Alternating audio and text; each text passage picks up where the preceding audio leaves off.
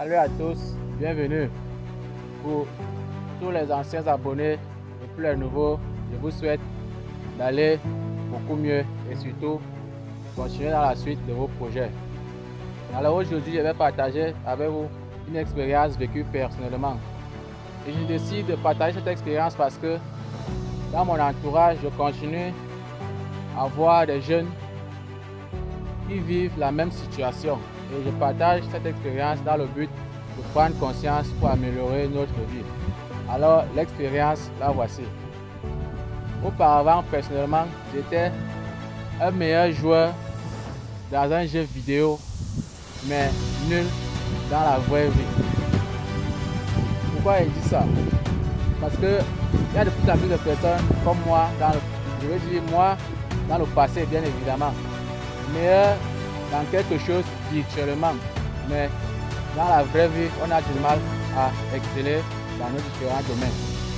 Moi par exemple, j'étais meilleur dans un jeu vidéo, c'est-à-dire vous pouvez prendre n'importe quelle vidéo, que ce soit le poker, le jeu de dames, le jeu d'échecs, tous les jeux disponibles, téléchargeables, gratuits sur Play Store. Vous pouvez choisir un et je suis prêt à parier que vous ne pourriez pas me battre à cette époque-là. Je passais énormément des heures à exceller dans un jeu vidéo, mais dans la vraie vie, en ce qui concerne les projets, les objectifs, j'étais totalement médiocre. Et j'ai pris conscience de ce fait que c'était juste une perte de temps. Pourquoi j'étais meilleur dans un jeu vidéo, mais nul dans la vraie vie?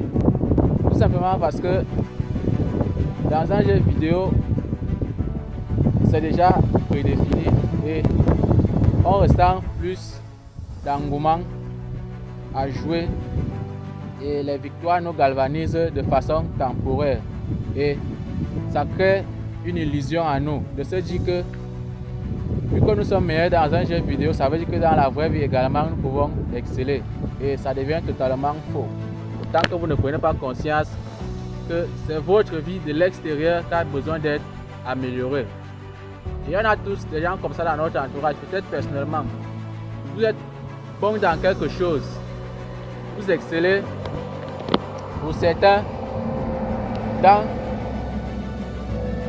je vais dire ça dans un terme un peu plus simple, dans les ragots. Vous savez très bien faire les ragots. Mais si on vous demande par exemple de communiquer sur un de vos projets, vous ne pourriez pas le faire. Il y a certaines personnes qui sont très bons dans des jeux hasard, mais si vous lui donnez un ballon, vous lui demandez de jouer dans un vrai stade avec un vrai public, il ne pourra pas le faire. Il y a par exemple des personnes qui sont excellentes dans plein d'autres domaines virtuellement, mais qui ont du mal à matérialiser cela dans la vie réelle. Alors commencez à abandonner une vie virtuelle, parce que mener une vie virtuelle va vous transformer en un personnage et ce personnage n'est pas du tout bon pour votre image, parce que vous devez être une personne dans la vie active, refléter la perfection de façon vraie et réelle. Donc c'est une prise de conscience que j'ai faite et pour cela il va falloir commencer à s'abstenir, parce que d'une certaine façon la nature n'aime pas le vide. Si vous souhaitez abandonner une chose, commencez d'abord par trouver ce qui va la remplacer. Et ce qui doit remplacer cette chose va être cette habitude-là qui va vous faire évoluer. Donc c'était le partage d'idées d'aujourd'hui. Moi, concrètement, aujourd'hui, j'ai arrêté de jouer aux jeux vidéo complètement. Maintenant, si je dois m'amuser, je dois le faire de façon plus réelle, de façon à m'améliorer. Donc, c'était ça le vrai partage d'idées d'aujourd'hui. Prenez conscience que ce n'est pas virtuellement que vous devez exceller. Commencez à exceller de façon beaucoup plus concrète. Sur ce, prenez soin de vous et on se dit à la prochaine vidéo. Merci.